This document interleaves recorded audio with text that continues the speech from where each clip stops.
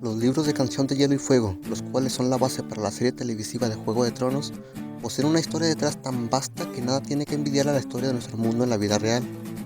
Cuenta con eras, guerras, culturas, idiomas, política y anécdotas memorables.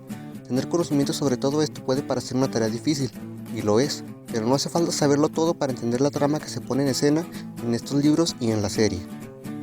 Sin embargo, hay varios aspectos que, a mi parecer, son indispensables para no perderse en la historia, para poder entender mejor a los personajes y la manera en que se maneja el mundo de esta historia en general. Te invito a que te quedes si estás interesado en leer o ser espectador de esta fabulosa historia, y si ya eres seguidor de ella, puede que te sirva de ayuda para acabar de entender algunos puntos que quizá te parecieron confusos.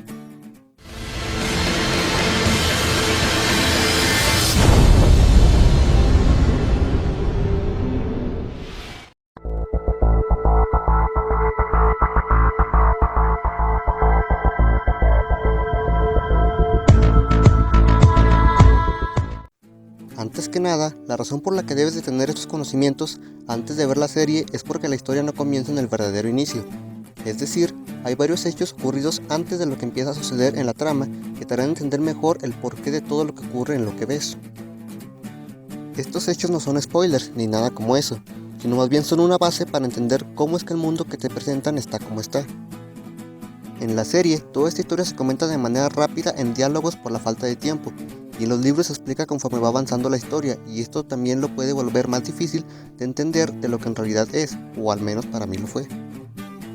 Para un mejor entendimiento, dividí el video en 4 partes que son el mundo, cultura y sociedad, historia detrás y personajes actuales. Y sin más, comencemos.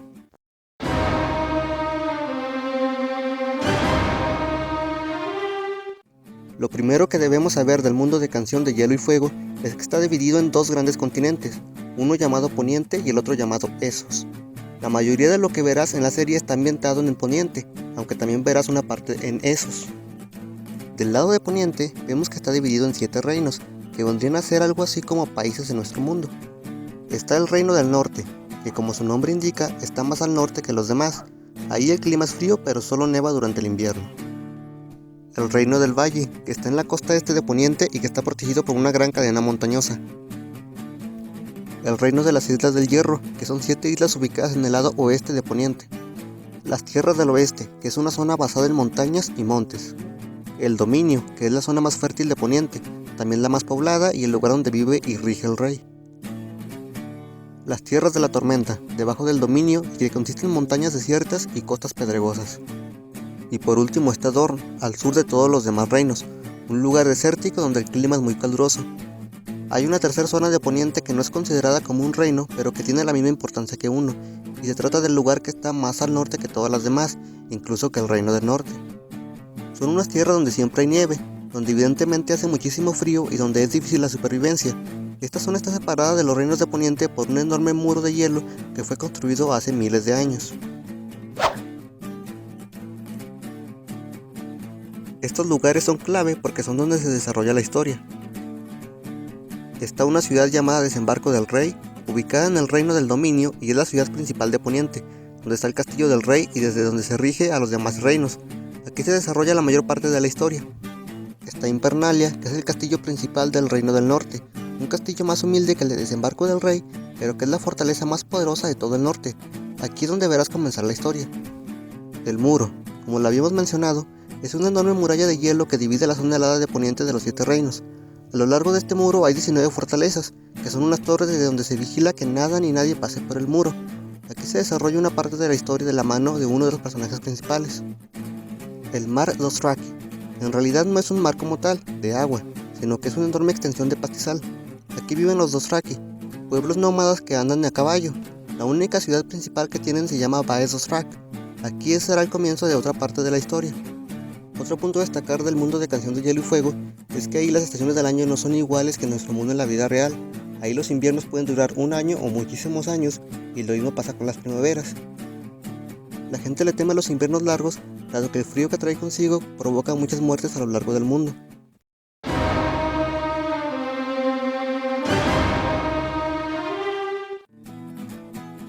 En el continente de Poniente existen muchas familias, que son quienes rigen a los reinos o pequeñas partes de estos. Para poder diferenciar a una familia de otra, estas tienen un apellido, un emblema, zonas que son los que manejan y castillos que les pertenecen, y algunas poseen dichos o frases que se apegan a ellas. Más adelante veremos algunos ejemplos de las familias. En Canción de Hielo y Fuego existen múltiples religiones, pero yo te voy a hablar solo de las 5 principales y que se relacionan directamente con la historia. La primera es una religión que adora a los arcianos, también llamados los antiguos dioses, unos árboles con un rostro tallado que sirven de medio para llegar a los dioses. Esta religión se profesa mayormente al norte de Poniente, donde casi todos son adeptos a ella. En lugar de iglesias, usan bosques llamados bosques de dioses. Otra es la religión de los 7, en la cual se adora a 7 dioses que son diferentes caras de un mismo dios. Es la religión principal de Poniente y se profesa en casi todo el continente.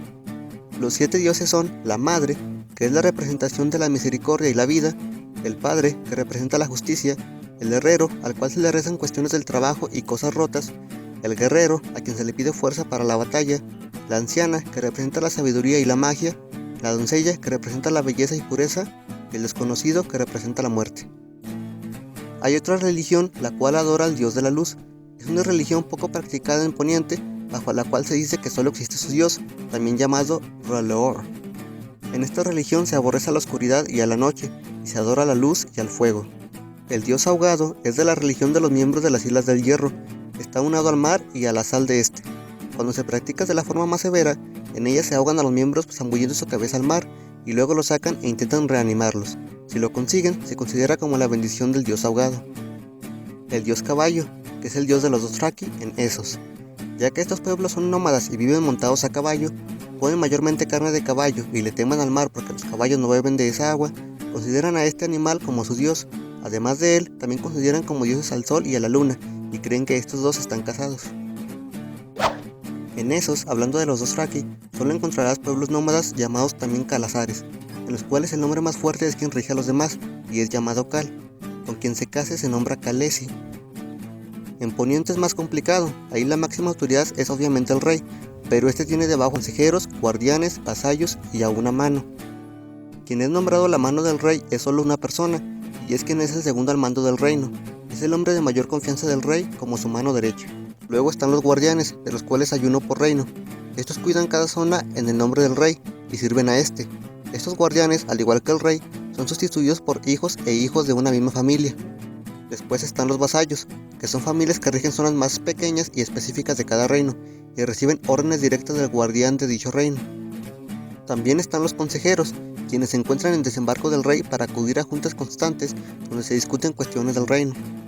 Se destacan el consejero de la moneda, cuya labor es ver por la economía del reino, el consejero de los rumores, quien tiene oídos en todo el mundo para saber las noticias al instante, y a otros tantos consejeros más. Estas organizaciones están al servicio del reino y o del rey. Una es la Guardia de la Noche, hombres que residen en las fortalezas del muro y que son quienes cuidan que nadie pase por este. Sus miembros siempre visten de negro, por lo que cuando alguien se une a ellos se dice que este va a vestir el negro. Estos miembros pueden ser voluntarios de cualquier parte del mundo y deben prestar juramento ante los dioses en los que crean, diciendo que se olvidan de todo lo que tenían, incluyendo pertenencias y apellido, y se quedan de por vida cuidando el muro. Los miembros de la Guardia de la Noche se consideran hermanos entre ellos y no se les es permitido a las mujeres entrar ahí. Entre sus votos están no poseer tierras, no estar con mujeres ni tener hijos y velar por la seguridad del reino cuidando del muro de por vida. Otra de estas organizaciones es la Orden de Maestres, la cual está conformada por una especie de científicos. Estos son entrenados en un lugar conocido como la Ciudadela, en donde se les da una cadena donde podrán un colguije por cada conocimiento que manejen. Entre lo mucho que aprenden en la Ciudadela está la medicina, la magia, solo el conocimiento de esta, la historia del mundo y muchas cosas más. Los que egresan de la Ciudadela son llamados maestres y se envían a los castillos y pueblos de todos los reinos. Hay uno en casi cada rincón de Poniente y sus deberes principales son aconsejar al líder del lugar que le fue asignado y dar apoyo como curandero de las enfermedades. Los maestres reciben órdenes de los señores dueños del lugar donde están, pero no forman parte de sus hombres. Es decir, que si un maestre sirve a un vasallo y este cae en guerra contra otro, el maestre debe servir a este nuevo líder igual que como sirvió al anterior, ya que eso forma parte de sus votos. Sirven al reino, no a los hombres. Una última pequeña organización de servicios es la Guardia Real, la cual es la élite de los caballeros. Estos guardias deben ser solo 7 y están comandados por un caballero que es nombrado Lord Comandante. En la Guardia Real deben estar los mejores caballeros del reino, y estos tampoco pueden poseer tierras, por lo que renuncian a su apellido de familia. Tampoco pueden formar familias ni casarse. Conoce a un guardia real, ya que viste una gran capa blanca con su armadura, por lo que también son conocidos como los capas blancas. Ellos se encargan de la protección personal del rey y su familia.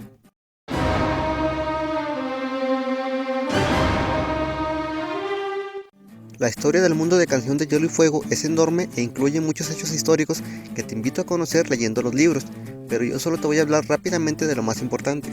Su historia se divide en eras, de las cuales se destacan la era del amanecer, que fue cuando unos hombres de una civilización más avanzada llegaron desde Essos hasta Poniente para conquistar. Está también la era de los héroes, durante la cual nacieron las bases de las familias que luego conformaron Poniente, y una etapa de conquista en la cual una poderosa familia de apellido Targaryen llegó desde Essos a Poniente para derrotar en batalla a todas las familias establecidas y tomar el control de Poniente. Esta familia Targaryen logró tal hazaña debido a que poseían dragones, como los has de conocer, enormes bestias aladas que dominaban el fuego y podían acabar con ejércitos y fortalezas enteras. Quien los encabezaba se llamaba Aegon, quien después fue conocido como Aegon el Conquistador, y colocó a la familia Targaryen como los gobernantes de Poniente por cientos de generaciones. Esta es la parte más importante de todas, a mi parecer. Es lo que sucede justo antes de que comienza la historia que te presentan en los libros y la serie televisiva. Para poder entender lo que viene, primero te voy a poner en situación con los personajes que se ubican en todo lo que te acabo de explicar antes. Primero, las familias. Las principales que debes conocer son la familia Targaryen, la cual dominaba Poniente. En este punto de la historia ellos ya no poseían dragones, pero seguían teniendo el poder de la realeza. Los personajes Targaryen que había son Aerys Targaryen, que era el rey de entonces, un hombre que no sabía cómo dominar su reino y que tenía una locura y paranoia que crecían con los años. Fue conocido como el Rey Loco.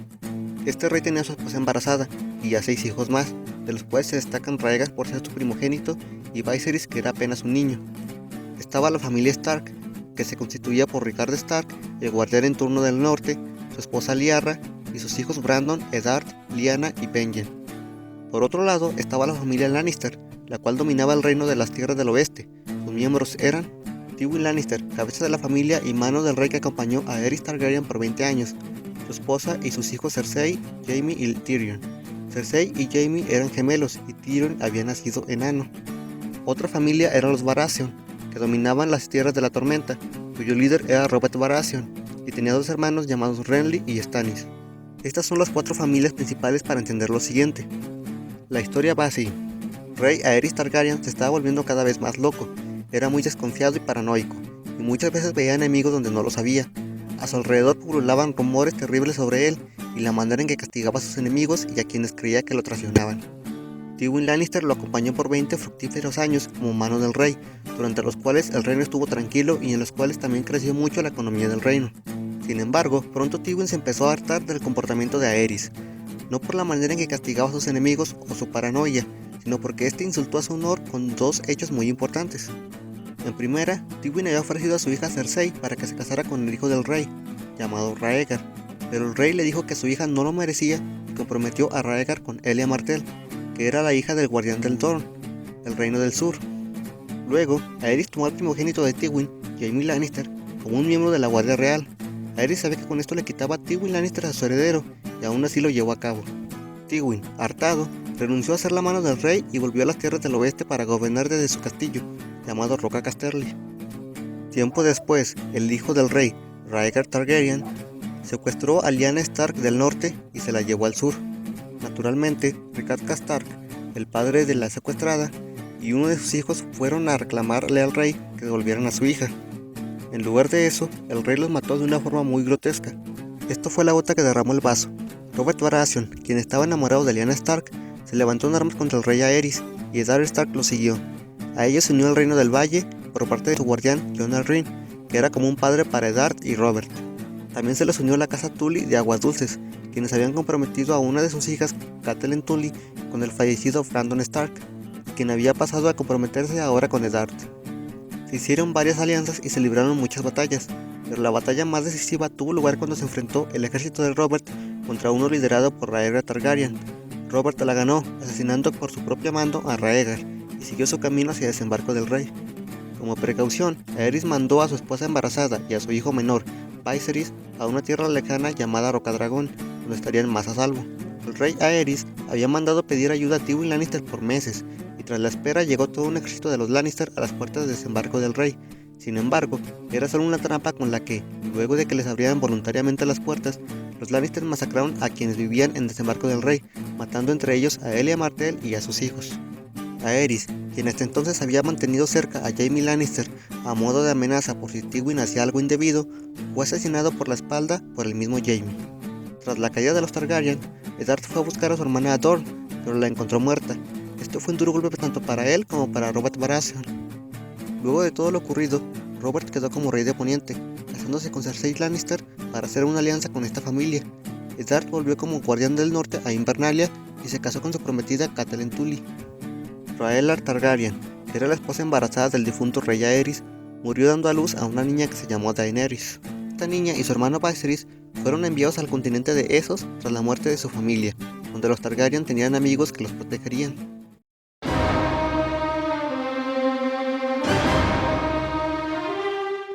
Por último, te voy a dar una descripción básica de cuáles son los personajes que te vas a encontrar al principio de la historia de Canción de Hielo y Fuego.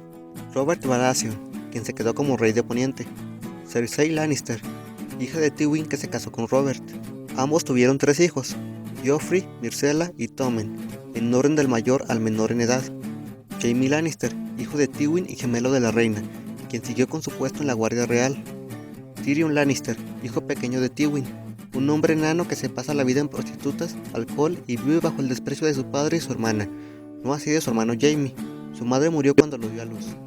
Jon Arryn, quien fue como un padre para Robert y Eddard y los ayudó en la guerra contra Aerys. Se quedó como mano del rey y se casó con Lysa Tully, la hermana de Catelyn. En el consejo del rey se quedaron los siguientes personajes: Baelish, también conocido como Peñique, quien es el consejero de la moneda; Lord Varys, también conocido como la araña, quien es el consejero de los rumores. A sus informadores los llama pajaritos. El maestre Pycelle, quien es el maestre del rey, acude a las justas de consejo y se encarga como médico personal del rey y su familia. Renly Baratheon, hermano menor de Robert, y que tiene un puesto en su consejo. Se le conoce por caerle en gracia al pueblo como Robert. Eddard Stark, quien quedó como guardián del norte, un hombre muy justo y de una lealtad innegable. Sigue siendo el mejor amigo del rey Robert. Catelyn Tully, quien se casó con Eddard para asegurar la alianza con Aguas Dulces. Con él tuvo 5 hijos: Robb, Sansa, Arya, Brandon y Rickon, nombrados del mayor al menor. Tras haber terminado la guerra contra Aerys, Eddard había vuelto con su esposa a Invernalia con un hijo propio que no era de ella. Era un hijo bastardo a quien nombró Jon y lo crió junto con sus otros hijos, aunque Catelyn nunca lo quiso por no ser suyo. Viserys y Daenerys, los últimos Targaryen, quienes pasaron su niñez en Essos, protegidos por viejos amigos de los Targaryen. Viserys, el hermano mayor, espera algún día recuperar Poniente y dará lo que fuera por ello. Theon Greyjoy, quien es el hijo del guardián de las Islas del Hierro, fue enviado como prisionero pero también como pupilo a Invernalia luego de que su padre, Balon Greyjoy, intentó rebelarse contra Robert y perdió. Es de una edad casi igual a la del hijo mayor de Eddard, Robb, por lo que él y Theon crecieron casi como hermanos. Tywin Lannister se quedó como guardián de las tierras del oeste, desde su castillo de Roca Casterly. Como agregado, y por si no has visto la serie y quieres saber de qué se trata, empieza con la muerte de Jon Arryn. Esto no es un spoiler, sucede inmediato al principio. Y como Robert no se siente seguro con los miembros de su consejo, decide tomar a Eddard Stark como la siguiente mano del rey. A la par de esto, el hijo bastardo de Eddard, Jon, decide unirse a la Guardia de la Noche. Y al otro lado del continente, Viserys comienza a hacer movimientos para recuperar el reino que le fue arrebatado a su familia por el usurpador, que es la manera en que llama a Robert Baratheon. No sé si mi explicación te pareció larga o no, pero en caso de que sí, créeme que omití y acorté muchísimas cosas para que todo fuera más entendible y menos pesado. Quienes sepan como yo todo lo que hay detrás de esta magnífica historia, sabrá que no miento al decir que en verdad me faltó mucho por explicar en este video, pero solo coloqué lo que consideré esencial para poder entender lo que se desarrolla en la serie, para poder saber qué puestos tiene cada personaje y el porqué de sus acciones. Espero que esto te haya servido de ayuda en caso de que ya sigas a la saga, o que te haya servido de inspiración para empezar a verla en caso de que todavía no lo fueras. Si crees que se me pasó algo importante, déjamelo por favor en la caja de comentarios para que los demás puedan verlo. Muchas gracias por ver el video, hasta luego.